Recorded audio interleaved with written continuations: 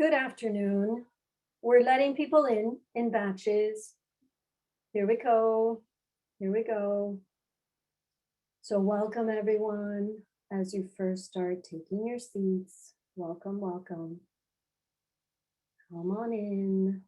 We're delighted to see you. Come on in. Come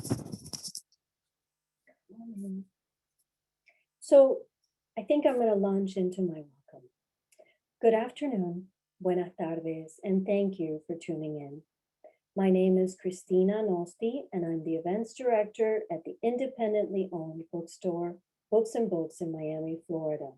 And it's my pleasure to welcome you to a virtual afternoon with author and forester Peter Wohlleben and Dr. Jane Goodall, founder of the Jane Goodall Institute and UN Messenger of Peace, to celebrate the publication of Peter's beautiful new book, The Heartbeat of Trees, Embracing Our Ancient Bond with Forests and Nature, to be published by Greystone Books on June 1st, with a special early release for today's ticket holders. In our own community of South Florida, practically every event we present is done so in collaboration with Miami Book Fair, and I'd like to thank them for joining forces with us on this very special event.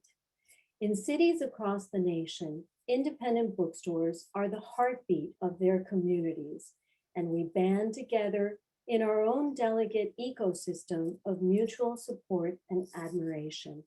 21 of us have come together today to make this presentation possible, and it's with great joy that I'd like to shout out each one of their names, and feel free to shout back in the chat. Anderson's Bookshop in Naperville, Illinois. Book Passage in Corte Madera and San Francisco. Book People in Austin, Texas. Bookshop Santa Cruz in California. Boulder Bookstore in Colorado. Changing Hands in Tempe, Arizona. Gibson's in Concord, New Hampshire. Harvard Bookstore in Boston, Mass. Left Bank Books in St. Louis, Missouri. Literati in Ann Arbor, Michigan. Maria's Bookshop in Durango. McLean and Eakin in Petoskey, Michigan. Pegasus Books in Berkeley and Oakland. Politics and Prose in Washington, D.C. R.J. Julia in Madison, Connecticut. Square Books in Oxford, Mississippi. Tattered Cover in Denver. The King's English in Salt Lake City. University Bookstore in West Lafayette, Indiana, and Village Books in Bellingham. Thank you for all you do. Our moderator for this afternoon's program is Donna Seaman. Donna is editor for adult books for Booklist. She's also a member of the content leadership team for the American Writers Museum and a recipient of the Studs Terkel Humanities Service Award and the Louis Shores Award for Excellence in Book Reviewing. Her author interviews are collected in Writers on the Air, Conversations About Books, and she's the author of Identity Unknown, Rediscovering 7 American Women Artists. And now, without further ado, I'd like to welcome Donna and turn it over to her. Thank you so much, Christina. Thank you everyone who's joining us today. This is an amazing event. Thank you for your support of books, independent bookstores, and forests. I am so pleased to have the honor of introducing world-renowned ethologist and conservationist, Dr. Jane Goodall, a lifelong hero to so many of us.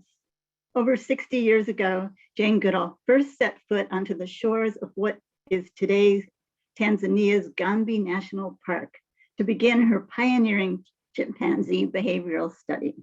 In the last 6 decades, this research has transformed scientific perceptions of the relationship between humans and other animals, with her mission evolving into a quest to empower others to make the world a better place for all living things.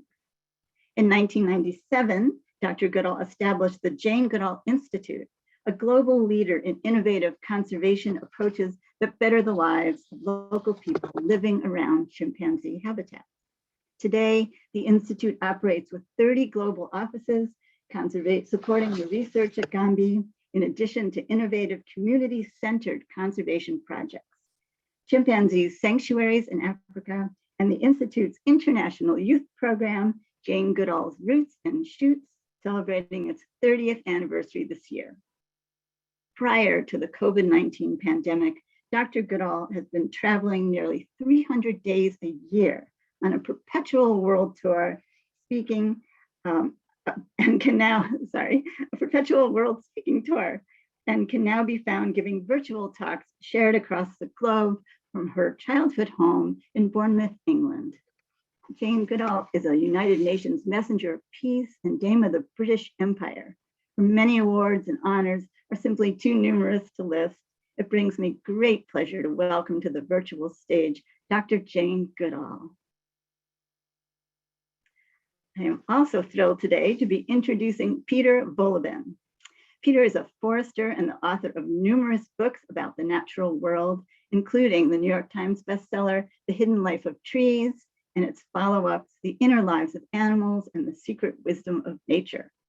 Peter has also written numerous books for children inspired by his work teaching school groups about the forest, including Can You Hear the Trees Talking?, Peter and the Tree Children, and Do You Know Where the Animals Live? When he's not writing books, Peter runs an environmentally friendly woodland near Germany's Eifel Mountains, where he's working for the return of primeval forests. He also founded and runs the Forest Academy, which supports worldwide initiatives to protect forests, including Ecology, an ecological search engine that uses its profits to plant trees around the world.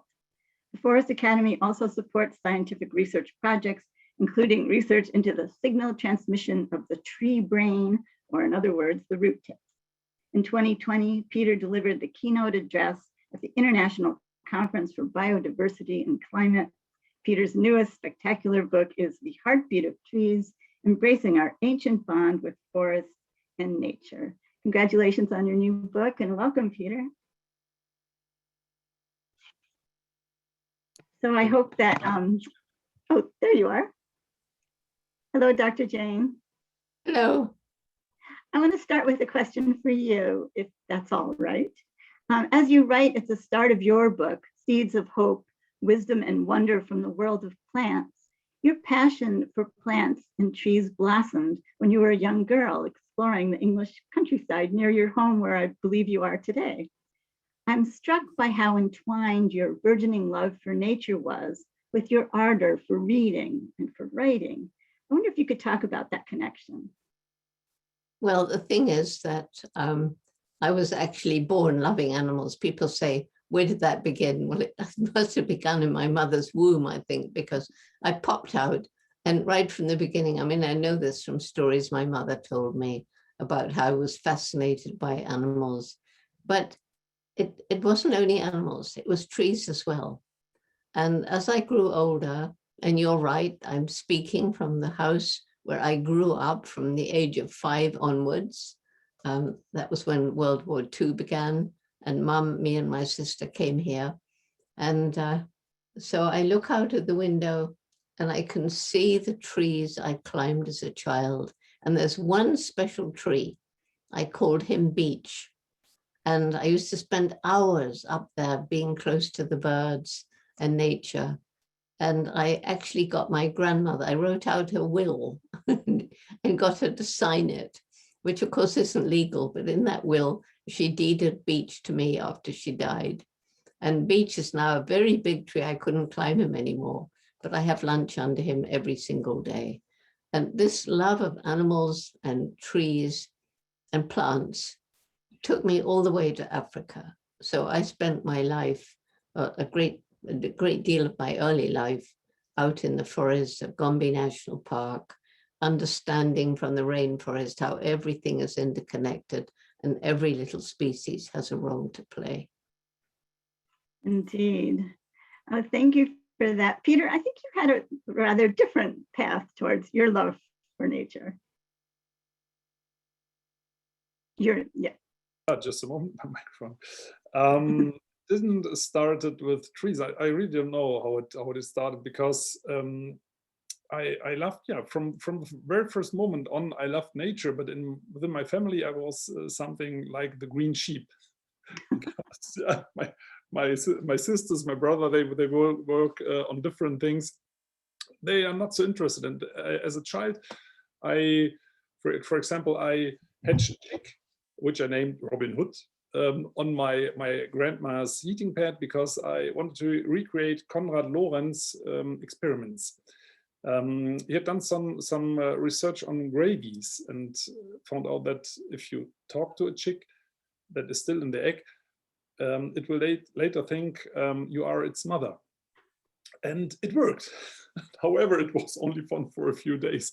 And then it became very exhausting because this little ball of fluff always wants to be with you, always making beep, beep, beep, beep, beep, beep, beep. And I still had to make my homework for school. And I had to be very careful not to step on it. And later, Robin Hood was adopted by my English teacher and became very old, sitting on his shoulder and marching through the village, and thought it was human. And that was how it began. And after school, I thought about studying biology, but then I chose forestry because I thought forester is something like a tree keeper, which turned out to be a mistake. Interesting. You both became seasoned practitioners of what I would call the art of attention. And I think this is so essential, and I think we all need to practice this, especially when it comes to the living world. I wonder if you could talk about the attention, the importance of observation and careful attention. Jane? Well, the thing is, you know, I dreamed of going to Africa from the age of 10 onwards. And I read Dr. Dolittle and then Tarzan. And of course, I fell passionately in love with this glorious Lord of the Forest and was very jealous when he married the wrong Jane. But that's when my dream began. I would go to Africa, live with wild animals and write books about them. And girls weren't scientists in those days. So eventually, because of the support of my mother, everybody else laughed at me. You can't do that. You're a girl. Africa's far away. You don't have money. No, we didn't have money. But my mother always said, if you really want to do this, you're going to have to work really hard, take advantage of all opportunity. If you don't give up, maybe you find a way. So never mind about how it all happened, but I got there. I met Dr. Louis Leakey. He gave me the opportunity to study chimpanzees.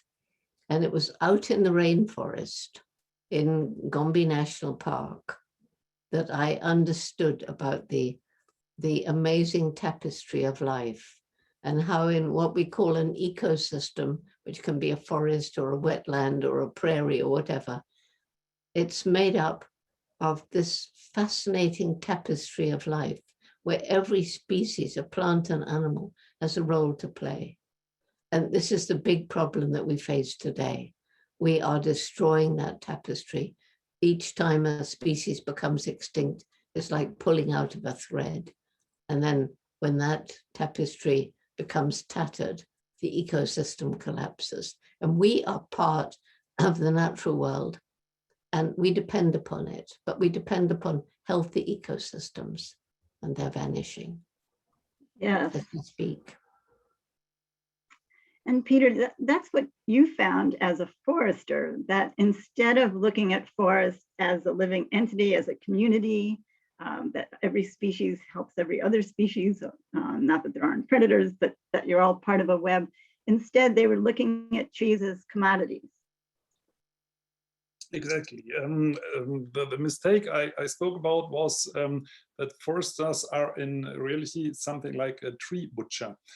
And we were taught at university that this is right, because the forest needs this treatment, because otherwise it gets too old and just the young trees are healthy and can withstand climate change and so on, which is still taught today at universities. And when I began to practice as a forester, I felt in my heart that something was wrong, but I didn't know what, because I was taught this is okay and we are something like forest angels by cutting trees.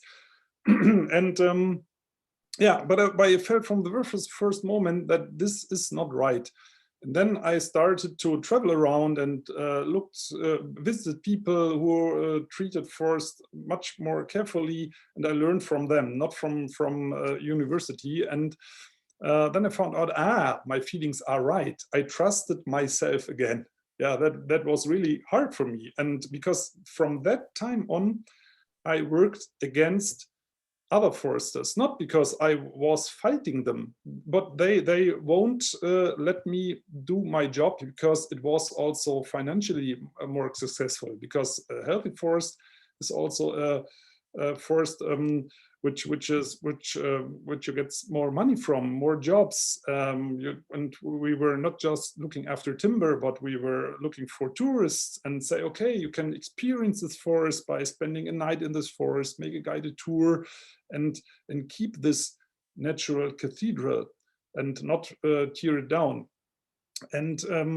And I changed my view on forest together with the people I guided through the forest, because they discovered the wonders, and I was just used to judge a tree as, oh, it's good for the sawmill because it's straight and without big branches and so on. And the people say, ah, no, look at this tree, it's bended like my way of life. And I thought, no, this tree is worthless. And then, yeah, it seems crazy for now, but at this time it was really hard for me to go back to my thinking when I was a child. And I think, yeah, it took some years, but I'm really happy that now for, let's say, 20 years, I have the better look on forest and can really help forest. You know, Peter, I think that your interaction with the establishment, let's call it the scientific establishment, was very much like mine. So when I went out to study the chimpanzees, I had not been to college because we couldn't afford it. And Leakey, I was lucky. Leakey chose me, A, because I was a female and he thought that women might have more patience out in the field observing. And secondly, because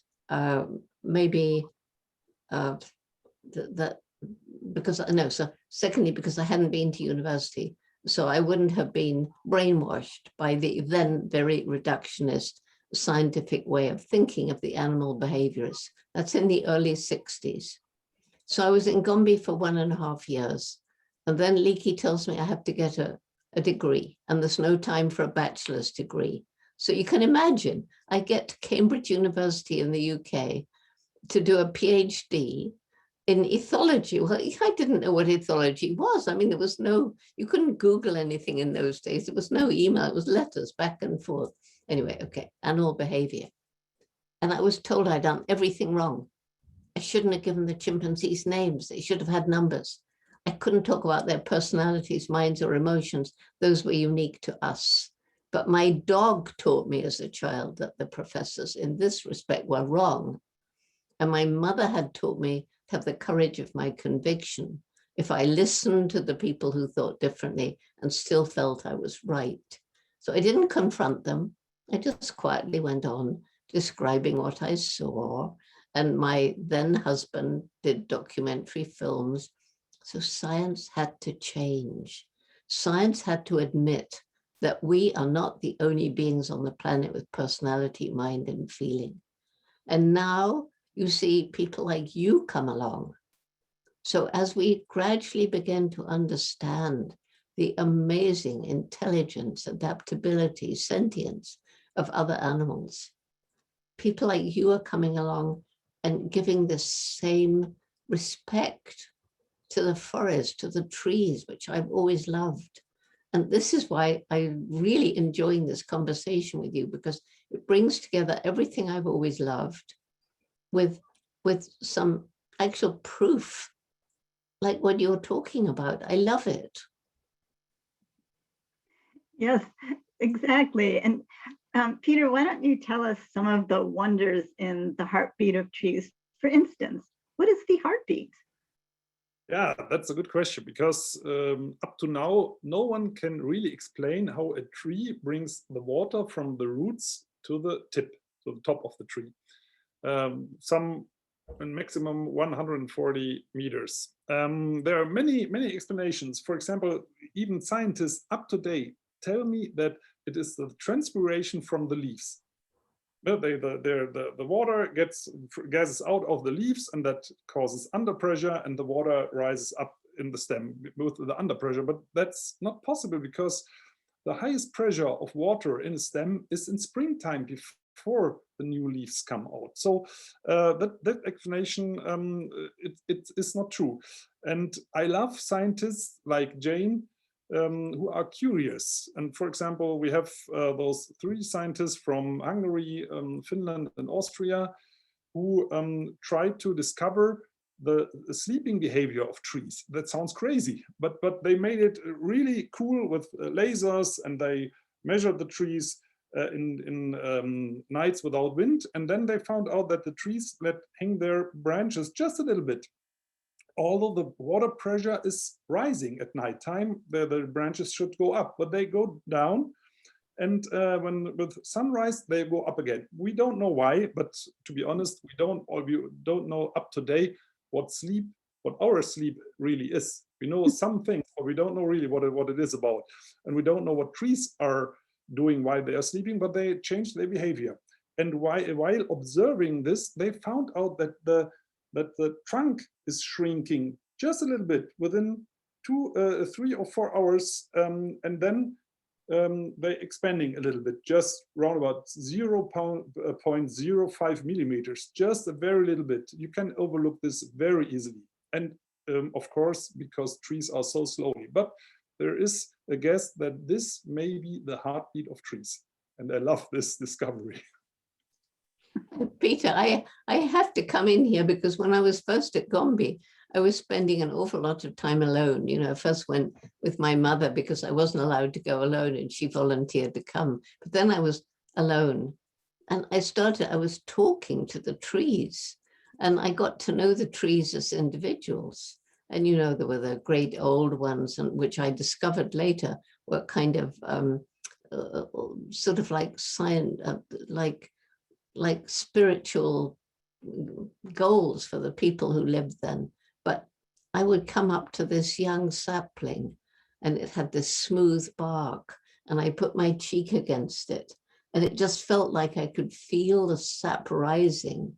So I had this amazing relationship with trees right from the beginning, and lying on the forest floor and looking up at the dancing specks of light through the canopy. There's a magic, isn't there, about trees? I mean, it's not just science. It's more than just science.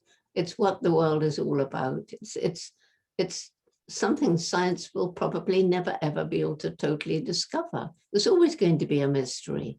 And that's wonderful, I think. Yeah, I love your words, Jane, because in the moment, many scientists says that trees serve us as a deposit for CO2, that they serve us for cooling the climate, that they serve us for, and so on and so on. But the trees are wonderful, and they if you could ask a tree, a tree would say, "What? I do what? For who? No." And perhaps they don't even know us, because trees are really very, very slow. They love the time scale. Trees are here on this little planet since 300 million years. We are here since around about 300,000 years. And just to say, foresters are on this little planet since 300 years. So we have to learn a lot, and perhaps we have to be very careful with those slowly beings. Yeah, it really upsets me to talk about the services the forests give us. I mean, they're there. They're there for themselves. They're not there for us. We make use of it, and then we turn them into commodities. They're there for us. You know, God gave man dominion over the birds of the air, but also the forests. But they're not there for us. We just benefit from them. And we should be worshiping them like they used to in the old days, not taking for granted that they're there to give us their services of fresh air, fresh water, mitigating climate change by regulating temperatures, rainfall, and so on. I get really upset because the forest to me is a living, breathing, it's something that's so special. And trees are so gentle. And foresters love the stories that trees fight against each other. And I haven't seen any tree fighting another tree. They cooperate. They cooperate because trees know instinctively that just as the forest, as a community, they are able to survive. They are able to create their own climate from which we benefit, but they don't do it for us. You're completely right. They do it for themselves because they love it cool, they love it humid, they love a lot of rain, even here in Europe. And they do it for themselves and as a community, and they don't fight each other. And foresters love the story that trees fight against each other, because then they can be the referee with a chainsaw and say, okay, you have to go. And by the way, we have timber. And that's not right. I don't love this story. No, nor do I. You know, Peter, you write so beautifully about how we evolved really as part of the forest, that all our senses are cued to the forest and to our surroundings because we came so much later. I wonder if you could talk a little bit about that and why we feel, as Jane described, so elated and even spiritual in the presence of trees. Should answer first? Yes, please. Okay. Yeah, I think we wouldn't have developed as humans without forest. For example, our brain is as big as it is because our ancestors started to cook meals, and therefore you need wood, and therefore you need trees, of course. And we know that, for example, we have special senses for fire smoke. Most people, when it's not so strong, love the smell of smoke.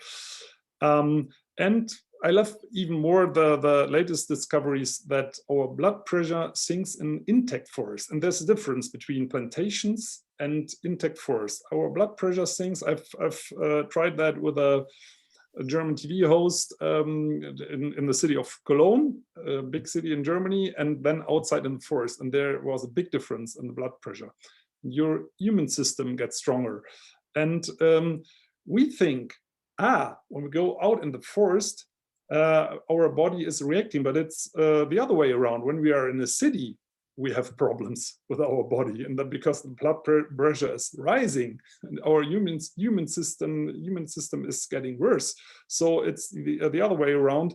And when we go back into the forest, we don't go out in the forest, we go back in the forest because that's our real home. There we feel comfortable, and our body is telling us.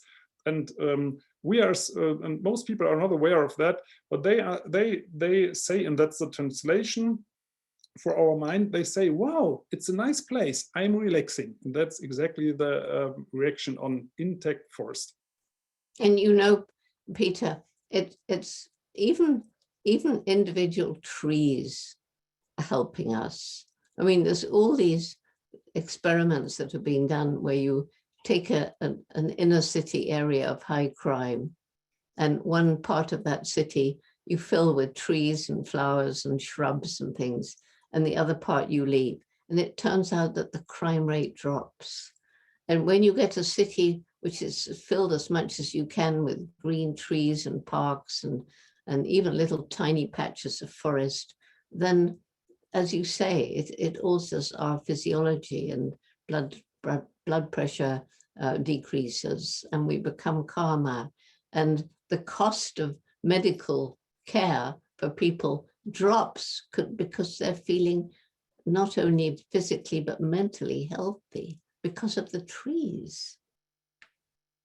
Yeah, I love to hear that. In Germany, I don't know how it is in England or in the United States or Canada, but in Germany, most officials fear trees where branches break down, because then they are responsible for injuries. And therefore, every year there's a massacre in German cities and cutting down trees or pruning them very hard, just because they think trees get safer afterwards. But no, trees gets weaker afterwards, because when you cut a thick branch, then part of the root system dies, and the tree gets more instable afterwards.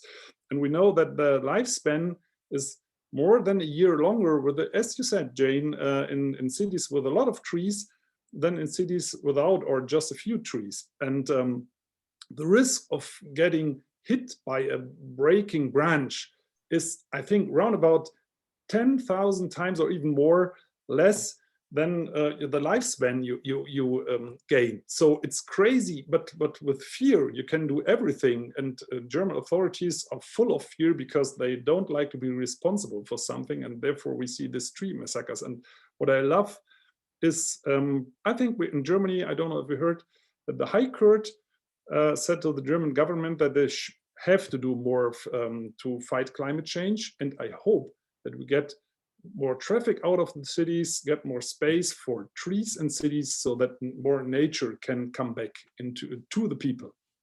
And it's so jolly important. And, you know, bringing nature back wherever we can, bringing trees back wherever we can. So planting trees is important, restoring forests, like allowing the forest to recolonate the areas that are being destroyed naturally, like the seeds in the ground can sprout up, even some tree roots, right? But also, I think you would agree that number one important thing is protecting our old growth, or as old growth as we can have forests, protecting the real forest. Isn't that the most important thing? That is the most important thing, and you're right, that we need the combination. Stop clear cutting old growth forest or old forest, as you said, because in Germany, for example, we don't have 1 square meter left of old growth forest, but we have old forest.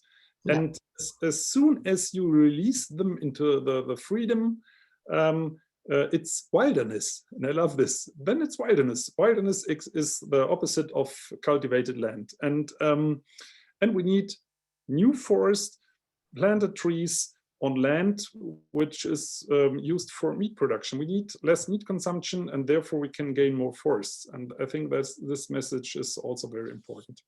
Oh, I couldn't agree more. Move towards a plant-based diet. That's one of the most important things that we can do if we care about the future of the planet, to fight climate change. And, you know, fortunately, the World Health Organization, the United Nations, they have also realized that this passion for eating more and more meat, milk, and eggs is destroying the environment. It's not only very cruel, it's bad for our health too. Jane, I wonder if you could talk about your work in Gombe with community-based preservation of forests. You know, the understanding that, you know, sometimes forests are cut because people need the resources, but then that undermines their future. And if you can talk about how people are part of the ecosystem and need to be helped as well. Yeah, absolutely. It was after I helped to organize a conference in 1986 to discuss why chimpanzees and forests were disappearing in Africa, the problems faced by the chimps. And I managed to get to 6 African countries. And I learned a lot about the problems faced by the chimps, but I also learned a lot about the problems faced by humans living in and around forests. And it came to a head when I flew over the tiny Gombe National Park. When I began work there in 1960, it was part of what we call the equatorial forest belt that stretched right across to the West African coast. Gombe's about in the middle. But by the late 80s, when I flew over in a small plane, I was shocked to see that Gombe was now a tiny isolated island of forest, surrounded by completely bare hills, with more people there than the land could support, too poor to buy food from elsewhere, struggling to survive, cutting down trees even on the very steep slopes, because Gombe is a series of valleys running down from the Rift Escarpment to Lake Tanganyika. And they were desperate to feed themselves and their families, or to make charcoal. And this is when it hit me. If we don't help these people to find ways of making a living without destroying the environment, we can't save chimps, forests, or anything else. And so we began Jane Goodall Institute method of community-based conservation, which we call Take Care, or Tukari, as it's known. It's a very holistic program. I won't go into it, but it does include restoration of the forest and training through workshops, people from now 104 villages throughout the chimp range in Tanzania, how to monitor the health of their forests. They've learned how to use smartphones. They go into the forest, they record and photograph an illegally cut tree or an animal trap, or on the other hand, a chimpanzee nest or something like that. And they're very proud. This all gets uploaded to a platform in the clouds called Global Forest Watch. And it's transparent. Everybody can see what's happening. And it's now in 6 other African countries, this Sakari program. And these people who were resentful of arrogant white people coming in and telling them what to do, we didn't do that. We chose local people to go into the villages and ask them what they thought we could do. And so now these people have become our partners in conservation, understanding that protecting the environment isn't just about wildlife, it's about their own future. And by helping them find ways of living without destroying the trees, they're, as I say, they've become our partners in conservation. It's so important and so beautiful. And I wonder, Peter, are there other forest restoration and rewilding efforts that also involve local people? Germany or anywhere that you know about? yeah, all over the world this happens, but it's very important, as Jane said, that it's for the local people. In the moment, many organizations and enterprises try to reduce their carbon footprint by reforestations in foreign, let's say, southern countries. And that is a sort of land grabbing when it's without the local people. And the biggest problems, to be honest, we have right on our front door. In Germany, for example, we have 0.6% wilderness. That's really not very much. And the very old forest that we have here in Germany, they are very hard used for timber productions, although we have just a few left. So I would say we need everywhere in the world, but mostly in the rich countries, initiatives, because when they do it in their own country, then the people in poorer countries believe us that we are honest. And because when we just protect nature in other countries, not on our front door, then they don't trust us. And I can understand that very well. So we need the combination of all together. And that is an experience I made during my travels to endangered forest and endangered people, that all over the world, the people know, the indigenous people know how to use their forest. It always goes wrong when it comes to the typical, let's say, capitalistic world that we have nowadays, that you have to earn as much money as possible, and then the system breaks down. And when I see what I love most is the example from the traditional indigenous forest use in British Columbia, this little First Nation, the Quaker First Nation. They have trees in their forest which were used by their ancestors 150 years ago. And when they need a plank, they cut it out of the tree and let the tree live. Okay, that harms the tree, of course. We know that the trees may feel it, but they wouldn't cut the tree. They just cut a plank out. And nowadays, those trees are monuments, and the rest of the forest is clear-cutted by forest companies. So that's a different use. And I think we should go back to traditional forest use. I'm not against the use of forest. I love timber, I love a wooden chair, I love books, of course. And books are made of shredded tree bones, to be honest. It's okay for me, but it's as long as we let for other beings enough room to live their own life. And I think we need a better balance. And Peter, I know that you take children out into the forest. Don't you agree that working with the new generations, helping them to understand, helping them to reconnect with nature, helping them to understand that we need the natural world for ourselves and to love it and respect it? Because all of these dire problems we face now, including the pandemic, but climate change, loss of biodiversity, it's all because of our disrespect of nature, not only forests, but forests as well. So working with young people from the youngest possible age, you know, it's one of the things that motivates me. It's our Jane Goodall Institute Roots and Shoots program. It's now, it's growing in Germany. It's in 67 countries around the world. And it's about young people getting together to make the world a better place. People, animals, environment, because we're all interconnected. It's no good just working with one of those. We need to encompass the whole lot, don't we?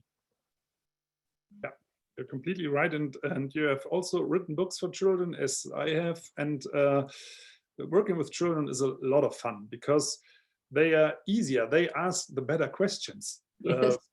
Which adults don't allow themselves to ask. Yes. And yeah, it's always a pleasure to discuss with children, and they are so aware of the problems, but also aware of the wonders.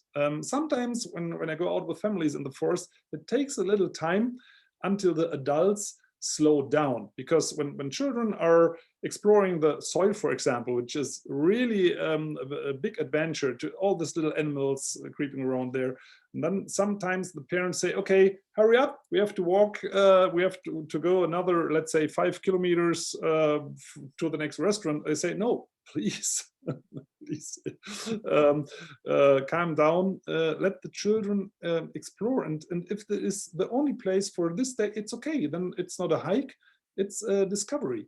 And so I love to work with children, and therefore I encourage children even in cities to explore the nature of cities, because in every city there are much more animals than people. The cities are in reality a strange mountain with cubic rocks for animals, with people living in the rocks. It's just other side on cities. So Peter, we need to collaborate. We need to collaborate with what you're doing in our Roots and Shoots. And the more we get together and the more we collaborate, the better we change the world, right? Yeah. And we tried this. The audience don't know that last year, but the COVID-19 pandemic destroyed our plans to meet. But I hope in the near future we are going to make it, because we have to connect much more. There are so many people out there who are working together for a better future, and that's what I love on your books and your attitude. You're an optimist, and we need more optimists, because the future can be really, really good. As soon as we stop the destruction of nature, nature is still very strong. But I think we don't have to go too far with what we are doing. I think it's now time for recreation for nature, and we can participate, because it brings so much happiness in our life. Yeah, I completely agree. And this rewilding program that's sweeping across all these different European countries, it's magical, it's wonderful. And you know, like you say, give nature a chance, and nature will reclaim a place that we've destroyed. And it will never be quite the same as originally, but it doesn't matter. Nature will come back. Biodiversity will come back. We'll start off with the plants and the little tiny creatures in the soil. And then eventually you'll have a vibrant tapestry of life in that place. That's what's so exciting. And I get so upset. The media gives us only doom and gloom, and we need to know what's happening. But we need to give equal space to the amazing people, the wonderful projects, all the things that are happening to reclaim what we've destroyed and make it once again beautiful and health-giving for us and for the land and for future generations. Do you think that the pandemic, in spite of all its tragedies, by having so many of us stay home and pay more attention to our surroundings, to take walks because we couldn't gather and do the usual things that we did to get together, has awakened a little more ecological awareness among people? Have you noticed that at all? Peter, it's your turn. Okay. Yeah. Okay. So I was not happy about the pandemic, but I was happy that more people went out into nature, because it was the only space which was open. And Right. Even here in the Eifel Mountains in Western Germany, usually you don't see any person the whole day long when you're hiking here. And now perhaps 2 times. That's a lot more for us here. But with every person I saw, I was happy. And I encourage people to go out in the forest. It don't disturb the animals when you're out in the forest. Even children which are shouting loud and playing, and the parents say, be silent. No, most animals are afraid of hunters, but that's a difference. Hunters and children are really different. And the animals in the first, by first sight, they don't know, is it a hunter or is it just a child or a family? And as long as you are relaxed, it's like the big predators in the tropical zones. When a predator shows itself and say, oh, I'm relaxed, I'm not on a hunt, then the animals surrounding relaxes. And it's exactly here in our forest, the animals are very shy as long as they don't know if you're a hunter or not. And when people go out and relax and talk together, then the animals relax too. And I love that the people get aware that they are part of nature. As you say, Jane, with all those doom news, we say, here we are as humans and there is nature. No, there is no difference. And we are not on this side and nature is on the other side. We are all on the same side and we are so interconnected. We are also nature.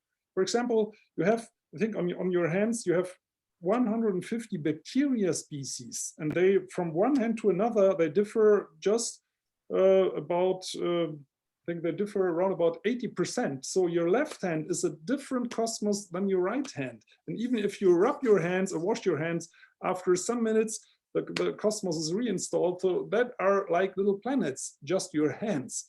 And so we are part of the world, and the COVID-19 pandemic showed us that we are still part of even the virus world, which we thought was overcome. And as we know, that's really silly and stupid to say that we are above nature and that we control nature. No, nature is controlling us. Think about the air, about the water, about nutrition. That's all depending on plants, and when we depend on the generous growth of plants, which allow us to live on their benefits. So we are not above. We should. I talked about philosoph, and he said that when we have a ranking in nature, then the plants should rank on place 1, because all the life is depending on them. Indeed. Well, we only have a few minutes left. So Jane, I just want to ask you about hope. Hope is your word. You have a hope cast. You have a new book coming out, the Book of Hope.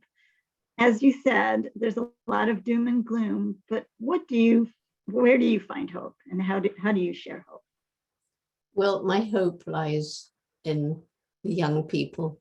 They are, as we speak, changing the world. Our Roots and Shoots program, I think, grows so fast because it allows the young people to choose their projects. It's a bottom up, not top down. And so they get together and they talk. It's very democratic. They choose what to do. And then because they're allowed to choose, they're very passionate. So they roll up their sleeves and get out there to take action. It's all about taking action. And as I say, it's all around the world now. And also, as we began in 91, we got all what I call the alumni. They take their values with them into the adult world. And some of them are now in decision-making positions. So the youth, number 1. 2, this brain. This is what differs us most from chimpanzees and other animals who are way more intelligent than we thought, way more. But I mean, just think how we're speaking. We could be speaking to every country in the world, just like this virtually. I mean, that's an amazing, it's just one example of what the human brain can do. And we are beginning to use it so that we can get away from all fossil fuels. We won't have to burn wood anymore because we'll be able to use the sun, the wind, the tide. And, the next reason for hope is what we've already talked about, the resilience of nature, how nature can come back, even to reclaim places that we have totally destroyed. And if we work with nature and if we change the way that we farm now, if we move back to small family farming and permaculture and regenerative agriculture, and we eschew these monocultures and modern industrial farming, whether it be plants or animals. And then, you know, animal species on the brink of extinction can be given another chance and have been. And finally, there's what I call the indomitable human spirit, the people who tackle what seems impossible and won't give up, the people who fight for year after year to protect a piece of forest, to protect a species, and they suffer setbacks, but they don't give up. They say, no, we're going to continue. And without hope, they won't continue. So having a feeling of hope, to me, is desperately important, because why would you bother to go out and expend all your energy and sometimes all your money to do something to help if you didn't think it was going to help? You wouldn't bother. So we have to have hope. Then we work harder, and that inspires others and gives them hope. So they work harder, and that's how it's going to have to be if we want a world that is habitable for our great-great-grandchildren.